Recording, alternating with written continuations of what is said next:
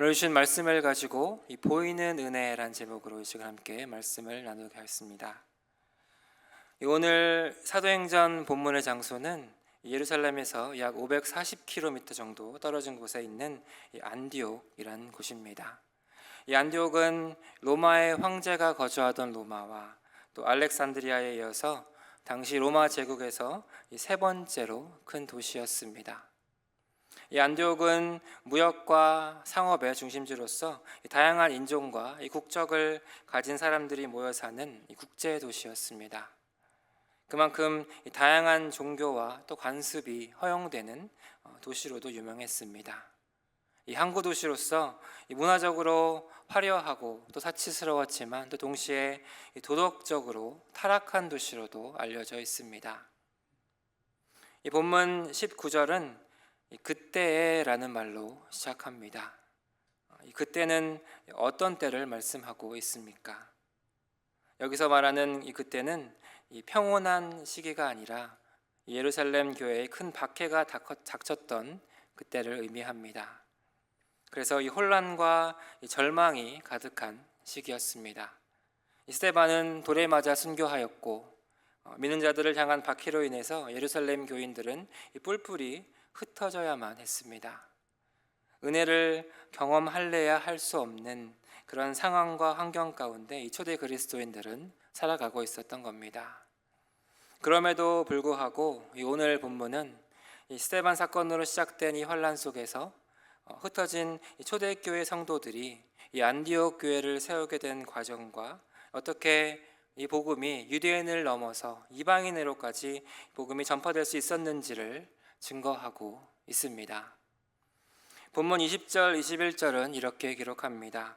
그 중에 구브로와 구레네 몇 사람이 안디옥에 이르러 헬라인에게도 말하여 주 예수를 전파하니 주의 손이 그들과 함께 하심에 수많은 사람들이 믿고 주께 돌아오더라. 이 당시 믿는 사람이라면 남녀노소를 가리지 않고 이 감옥에 가두어 버렸던 그때, 그래서 내 믿음을, 내 신앙을 지키기는커녕 이 고향과 가족을 떠나서 숨어 지내기도 바빴을 그때, 놀랍게도 이 박해로 인해 흩어진 사람들은 도리어 곳곳에서 이 복음을 전했습니다. 그리고 그렇게 세워진 안디옥 교회는 이방인 선교의 전초기지로서 이 수많은 사람들을 주님께 돌아오도록 인도하고 이 세계 선교에 앞장서는 영향력 있는 교회로 성장하였습니다. 오늘 주신 본문을 통해서 우리 또한 이 주님의 은혜를 잃어버리지 않고 우리의 이 상황과 환경을 넘어서는 이 매일의 은혜를 경험하는 삶의 모습은 어떤 것이고 또 무엇인지 함께 나누기를 원합니다. 먼저 우리 삶 속에서 은혜를 경험하는 삶, 그 첫 번째는 하나님의 손을 붙잡는 삶입니다. 본문 21절 말씀을 다시 한번 읽겠습니다. 주의 손이 그들과 함께 하심에 수많은 사람들이 믿고 주께 돌아오더라. 이 수많은 사람들이 믿고 주께 돌아올 수 있었던 그 이유를 성경은 주님의 손이 그들과 함께 하셨다라고 말씀합니다. 물론 그들의 노력도 또 희생도 컸을 것입니다. 이 핍박과 이 환난의 시대에서 복음을 전한다는 것은 목숨을 내놓아야 하는 이런 담대한 믿음 없이는 행할 수 없는 일이었기 때문입니다. 그럼에도 불구하고 성경은 이 복음 전파의 은혜가 전적으로 주님의 손에 있음을 강조하고 있습니다. 그들이 열심히 했기 때문에, 최선을 다했기 때문에 그 은혜의 역사가 임한 것이 아니라 오직 주님께서 하셨습니다. 주님이 하신 것입니다. 이것이 초대교회 성도들의 믿음의 고백이었던 겁니다. 주님의 손은 어떤 손입니까? 주님의 손은 전지전능한 능력의 손입니다. 그 강한 손으로 원수를 물리치시고 또 자기 백성을 보호하십니다. 이스라엘 백성들이 애굽에서 430년간의 노예 생활을 마치고 출애굽해서 이 홍해를 지나갈 때에 하나님께서는 이 모세가 지팡이를 드는 그 오른손에 그 영광의 팔을 함께 하심으로 홍해가 갈라지게 하셨습니다. 이사야 63장 12절 말씀입니다.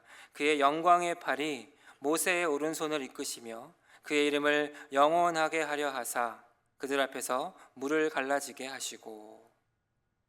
또 느헤미야가 그 이스라엘 성벽 재건을 위해서 간절히 주님 앞에 기도할 때에도 1장 10절에 이렇게 기도하며 고백합니다. 이들은 주께서 일찍이 큰 권능과 강한 손으로 구속하신 주의 종들이요 주의 백성이니이다. 이처럼 하나님께서는 이 사랑하는 백성들을 위해서 그의 강한 능력의 손으로 적극적으로 개입하시고 또 역사하시는 분이십니다. 또 하나님의 손은 우리를 영원한 생명길로 인도하시는 구원의 손입니다. 다윗은 시편 37편 24절에서 이렇게 고백합니다. 그는 넘어지나 아주 엎드러지지 아니함은 여호와께서 그의 손으로 붙드심이로다.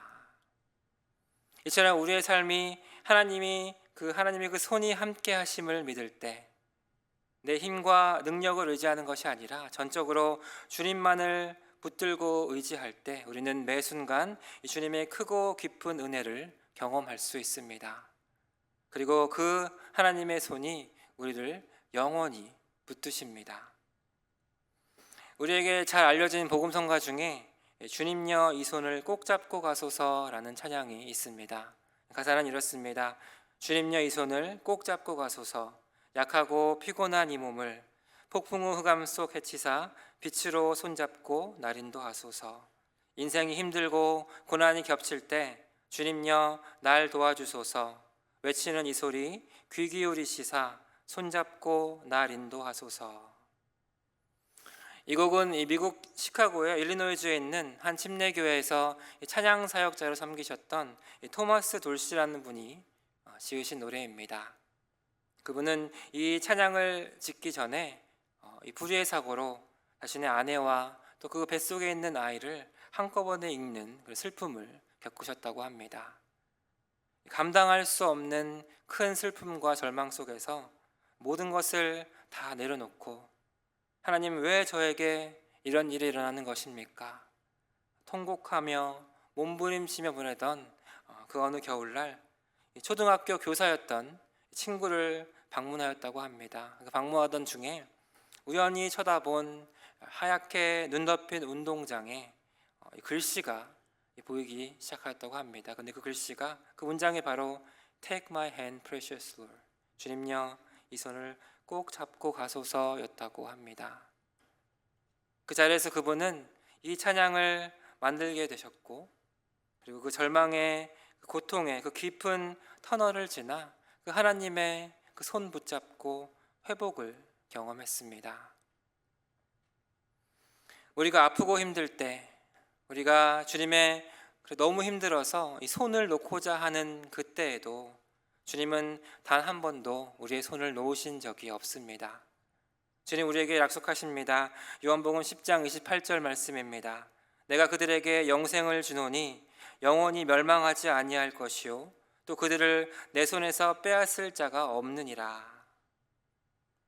우리가 그 은혜를 깨달을 때 그리고 그 주님의 그 손을 붙잡을 때 우리는 우리의 처한 그 환경과 이 상황과 상관없이 감사와 찬양의 자리 그리고 은혜의 자리로 나아갈 수 있습니다.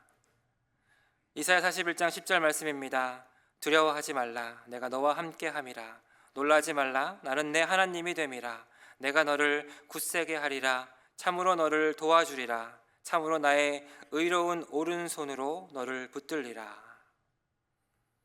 우리가 두려움 속에 있을 때에도 주님은 언제나 우리와 함께 하시며 우리를 도우시고 또 붙드시는 분이십니다. 이 시간 어떤 문제, 어떤 어려움 속에 있든지 우리의 이 믿음의 손을 주님께 올려드리는 모두가 되시기를 바랍니다. 그래서 하나님 손을 꼭 붙잡고 언제 어디서나 주님과 동행하는 그 삶 속에서 주님께서 우리를 꼭 붙들어 주시는, 꼭 잡아주시는 그 은혜를 경험하는 모두가 되시기를 주님의 이름으로 축복합니다. 우리 삶 속에서 은혜를 경험하는 삶 그 두 번째는 이 회개의 은혜를 경험하는 삶입니다. 본문 25절 26절 말씀입니다. 바나바가 사울을 찾으러 다소에 가서 만남에 안디옥에 데리고 와서 둘이 교회에 1년간 모여 있어 큰 무리를 가르쳤고 제자들이 안디옥에서 비로소 그리스도인이라 일컬음을 받게 되었더라. 오늘 본문에 등장하는 이 바울은 어떤 사람이었습니까? 주님을 만나기 전에 이 바울의 삶을 한 문장으로 요약하자면 이 바울은 실패한 자였습니다. 사도행전 8장 3절은 이렇게 기록합니다. 사울이 교회를 잔멸할새 각 집에 들어가 남녀를 끌어다가 옥에 넘기니라. 이 사울 바울은 누구보다 앞장서서 그리스도인들을 잡아 감옥에 가두는 일을 했습니다. 그리고 사도행전 9장 1절 말씀처럼 이 주의 제자들에 대해서 여전히 위협과 살기가 등등했던, 그래서 모두를 두려움에 떨게 만든 그런 위험한 인물이었습니다. 그랬던 그가 회심해서 한때 기독교를 비방하고 박해하던 자에서 예수 그리스도를 따르는 헌신적인 제자가 되었습니다. 무엇이 그를 이렇게 변화시켰습니까? 바로 주님의 용서의 은혜였습니다. 이 변화는 단순한 어떤 성격의 변화가 아니라 큰 결단과 또 용기가 필요했던 회개의 삶이었던 겁니다. 고린도후서 7장 10절 말씀입니다. 하나님의 뜻대로 하는 근심은 후회할 것이 없는 구원에 이르게 하는 회개를 이루는 것이요 세상 근심은 사망을 이루는 것이니라. 이처럼 하나님의 뜻대로 하는 근심, 그 근심은 우리를 회개로 이끕니다. 우리의 잘못을 깨닫게 하셔서 잘못된 길에 돌이켜서 바른 길로 가게 하시는 것입니다.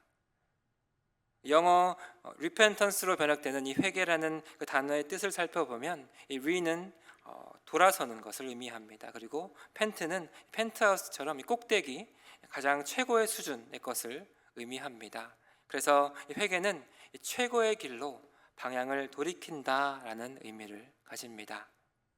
그렇게 회개는 단순히 잘못을 인정하는 것에서 끝나는 것이 아니라 삶의 방향을 바꾸는 것입니다.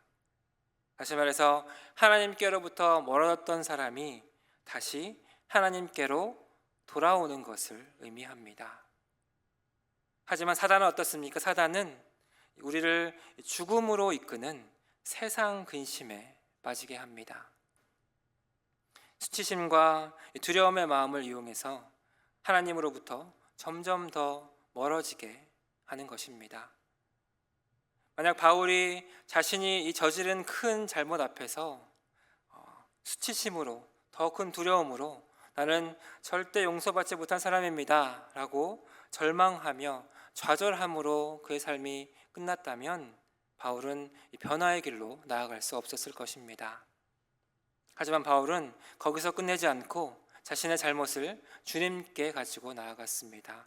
회개의 자리로 나아간 것입니다.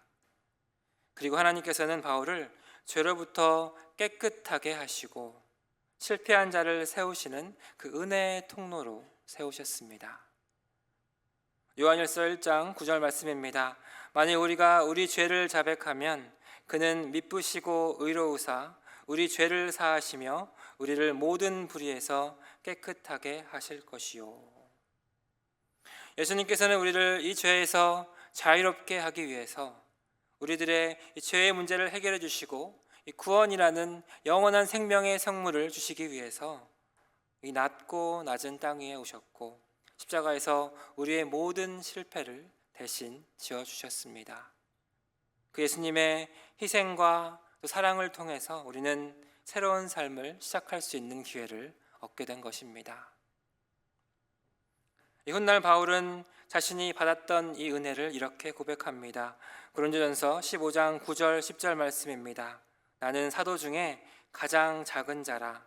나는 하나님의 교회를 박해하였으므로 사도라 칭함 받기를 감당하지 못할 자니라. 그러나 내가 나 된 것은 하나님의 은혜로 된 것이니 내게 주신 그의 은혜가 헛되지 아니하여 내가 모든 사도보다 더 많이 수고하였으나 내가 한 것이 아니요 오직 나와 함께 하신 하나님의 은혜로다. 아멘. 성경에는 이 바울뿐만이 아니라 이 실패한 자를 사용하시는 하나님의 은혜의 이야기로 가득합니다. 이처럼 바울도 그리고 성경에 등장하는 그 누구도 완벽한 자는 없었습니다.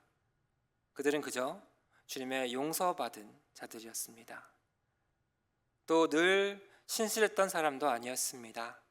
하지만 누구보다 큰 은혜를 경험한 사람들이었습니다.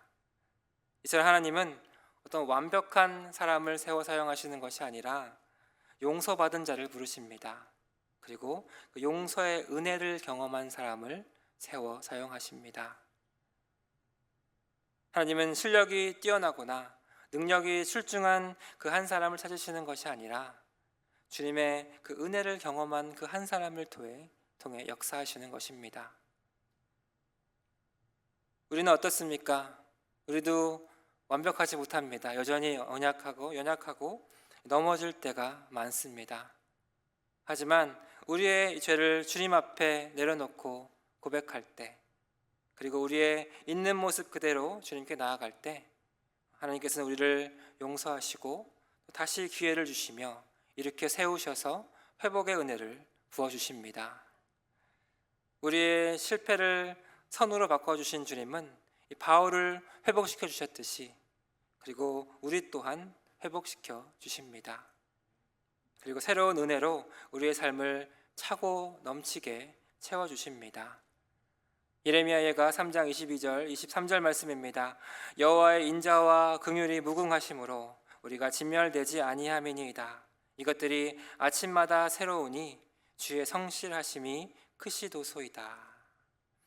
이처럼 아침마다 새롭고 늘 신실하신 주님의 그 매일의 은혜를 우리의 주어진 삶 속에서 매 순간 경험하는 모두가 되시기를 주님의 이름으로 축복합니다.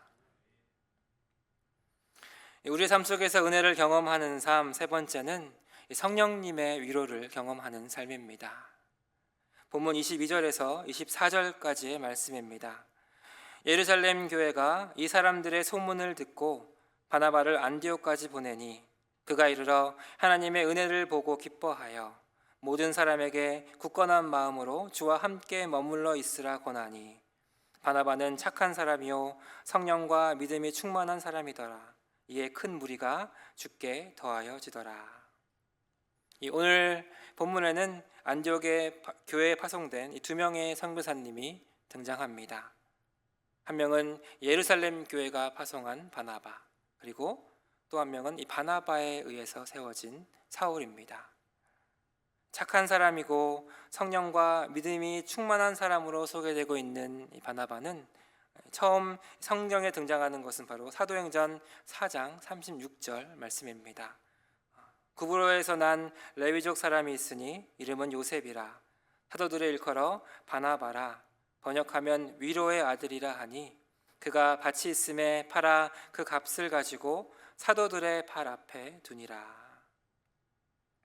요셉이라는 본명보다 사도들이 지어줬던 이 바나바라는 이름이 더 알려진 사람으로, 바나바는 그 이름의 뜻처럼 가는 곳마다 주님이 주시는 그 위로와 또 격려로 섬겼던 그 위로의 아들이었습니다. 바나바가 그렇게 불릴 수 있었던 이유는 그가 밭을 팔아서 사도들 앞에 둘 수 있을 정도로 단순히 부유했기 때문도 아니었고, 또 그가 12지파 중에서 하나님을 섬기며 사는 혈통의 사람들인 이 레위 지파 출신의 사람이었기 때문도 아니었습니다. 바나바는 사도행전 4장 33절 말씀처럼 사도들이 큰 권능으로 주 예수의 부활을 증언하였을 때 큰 은혜를 경험한 사람이었습니다. 이처럼 주님의 큰 은혜를 경험한 바나바는 착한 사람으로, 그리고 성령과 믿음이 충만한 사람으로 그 큰 은혜를 가는 곳마다 전하며 그 복음 사명을 감당하고 있었습니다. 그래서 바나바에게 지어진 이 이름은 그의 은혜를 전하는 그 삶을 잘 보여줍니다. 그래서 예루살렘 교회에서 이 안디옥 교회로 파송되었을 때 이 본문의 23절 말씀처럼 하나님의 은혜를 보고 기뻐할 수 있었습니다. 이 하나님의 은혜를 본다는 것은 무엇을 의미합니까? 바나바가 목격한 그 하나님의 은혜는 어떠한 모습이었습니까? 바나바가 본 이 하나님의 은혜는 이방인에게도 임한 동일한 하나님의 은혜였습니다. 하나님과 전혀 상관없이 살았던 이방인이었습니다. 하나님이 아닌 우상을 조상 대대로 섬겨왔었던 이들이 전적으로 하나님의 은혜가 아니면 절대로 구원받을 수가 없을 것 같던 그런 사람들이었는데, 이방인들에게는 어리석고 미련하게 들릴 그 예수 그리스도의 복음을 듣고 그들이 믿은 것을 보았을 때 바나바는 그들에게 임한 하나님의 큰 은혜를 깨닫고 기뻐하였습니다. 사실 바나바는 그 안디옥 교회 안에서 많은 부족함을 보았을 것입니다. 교회가 세워진 지 얼마 되지 않은 교회고 다양한 배경을 가진 사람들이 모여 있었기 때문에 여전히 다양한 문화와 다양한 그 인종의 차이로 인해서 생기는 여러 갈등과 또 불편함도 보았을 것입니다.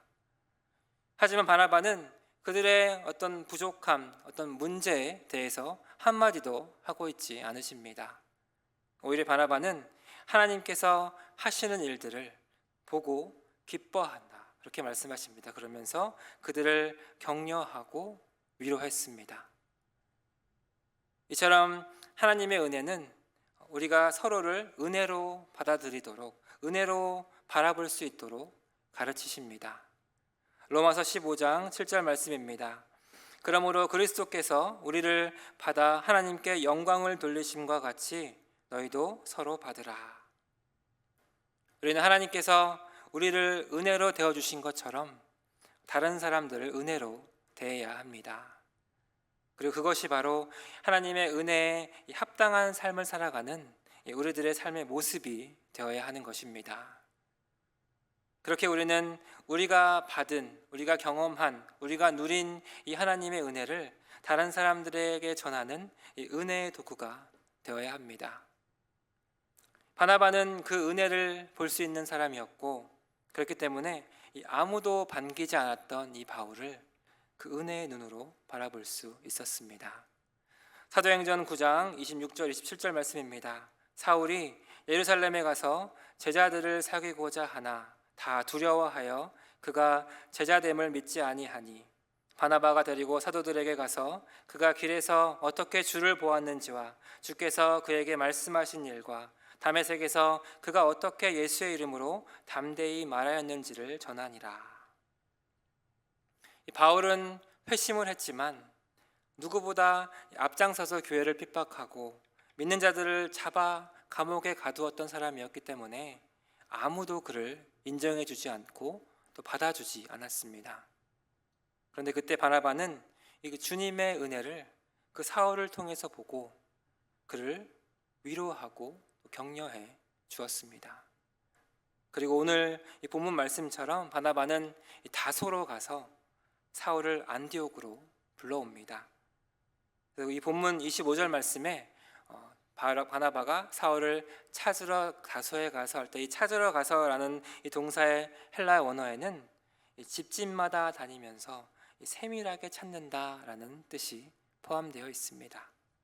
그래서 찾아도 그만이고 못 찾아도 그만인 그런 소극적인 태도가 아니라 찾을 때까지 끝까지 포기하지 않는 적극적이고 열정적인 모습을 표현하고 있습니다. 그렇게 바나바는 다소에서 찾고 찾은 그 바울을 안디옥으로 데려와서 함께 하나님의 말씀을 가르치며 그를 귀한 동역자로 세워줍니다.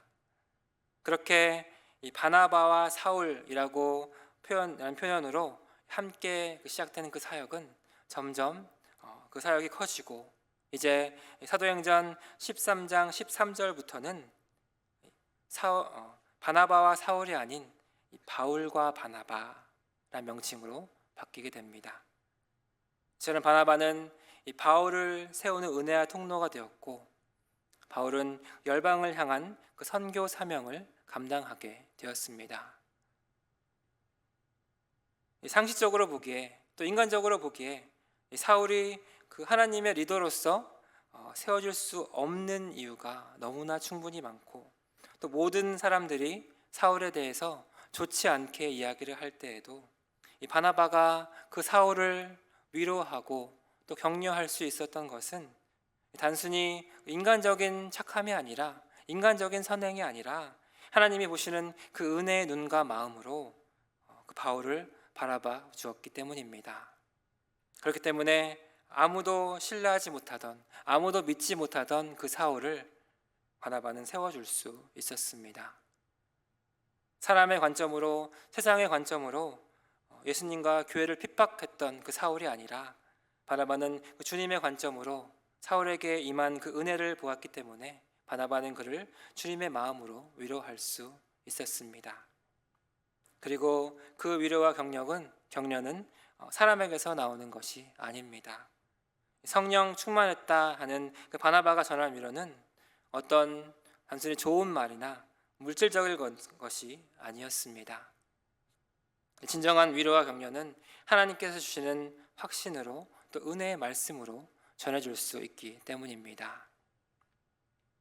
오늘날 우리는 가장 많은 것을 소유한, 가장 많은 것을 가진 채 가장 많은 것을 누리는 세상에 살고 있습니다. 하지만 동시에 많은 위로가 필요한 세상 가운데 살아가고 있습니다. 그런 우리들에게 절실히 요구되는 것은 성령님의 위로입니다. 요한복음 14장 16절 말씀입니다. 내가 아버지께 구하겠으니 그가 또 다른 보혜사를 너희에게 주사 영원토록 너희와 함께 있게 하리니. 여기서 보혜사라는 그 의미는 위로자라는 의미를 가지고 있습니다. 예수님께서는 우리의 영원한 위로자 되시며 구원과 축복의 은혜로 우리를 위로해 주십니다. 그리고 주님 승천하신 후에는 성령님 우리와 함께 하심으로 우리들의 마음속에 위로와 평강이 넘치게 도와주십니다. 그리고 우리를 통해 이 주님의 위로가 필요한 이웃에게 그 은혜가 흘러가도록 우리를 이곳에 부르시고 세워주신 것입니다. 이 바나바가 바울을 도왔던 것처럼 우리도 믿음의 누군가의 도움으로 여기까지 올 수 있었습니다. 우리 또한 우리의 이 믿음의 여정을 돌아볼 때 신실한 믿음의 부모님을 통해서거나 또한 가족이나 친구들을 통해서 아니면 교회 학교 선생님들을 통해서 믿음의 사람 누군가를 통해서 이 자리에 올 수 있었음을 보게 하십니다. 그리고 그 믿음의 누군가가 우리가 되기를 원합니다. 본문 24절 말씀입니다. 바나바는 착한 사람이요 성령과 믿음이 충만한 사람이라 이에 큰 무리가 주께 더하여지더라. 하나님은 안디옥 교회의 부흥을 이야기하시면서 어떤 특별한 방법을 이야기하고 계시지 않습니다. 어떤 프로그램을 사용하고 어떤 방법을 사용해 보니 사람들이 모여들기 시작했다라고 말씀하고 있지 않습니다. 단지 오늘 본문 말씀처럼 착한 사람 바나바, 성령과 믿음이 충만한 사람 바나바, 그 믿음의 한 사람을 통해서 큰 무리가 주께 더하여졌다라고 말씀하고 있습니다. 바나바는 교회 가운데 역사하시는 하나님의 은혜를 보았습니다. 우리 또한 하나님의 사람으로서 하나님이 하시는 일을 그 믿음의 눈으로 바라보아야 합니다. 믿음의 그 한 사람을 통해서 그 한 영혼이 주님께 돌아올 때 우리 주님 너무나 기뻐하시기 때문입니다. 그 잃어버린 그 둘째 아들이 돌아왔을 때 먼 거리에서부터 보시고 달려가 안으신 예수님이십니다. 그리고 그를 제일 좋은 것으로 먹이시고 제일 좋은 것으로 입히시고 기쁨의 잔치를 벌이시는 그 예수님의 사랑과 그 은혜의 기쁨을 기억하고 경험하는 이 시간 되시기를 바랍니다. 그래서 우리의 가정과 교회, 특별히 우리의 자녀들과 이 다음 세대를 어떤 세상의 기준으로 바라보고 평가하는 것이 아니라 주님 주신 마음으로, 주님 주신 눈으로 바라보게 하셔서 아직 미완성의 과정 가운데 있고 부족함이 많아 보이는, 너무나 연약해 보이는 그들이지만 우리의 다음 세대가 바로 설 수 있도록 그렇게 인도하는 그 통로로 쓰임받는 우리 모두가 되기를 바랍니다. 많은 실패와 평가 속에서 방황하는 다음 세대와 그리고 낙심하고 위축되어 있는 우리의 가족과 또 우리의 이웃들에게 하나님이 우리를 세워주신 것처럼, 그리고 그 은혜를 경험한 누군가를 통해 우리가 세워진 것처럼 우리 또한 누군가를 세우는 그 한 사람 되기를 원합니다. 그리고 우리 빌라델피아 교회가 그런 교회가 되기를 소망합니다. 그리고 그 가운데 언제나 어디서나 우리의 삶 가운데 역사하시는 하나님의 은혜를 누리고 또 나누는 모두가 되시기를 주님의 이름으로 축복합니다.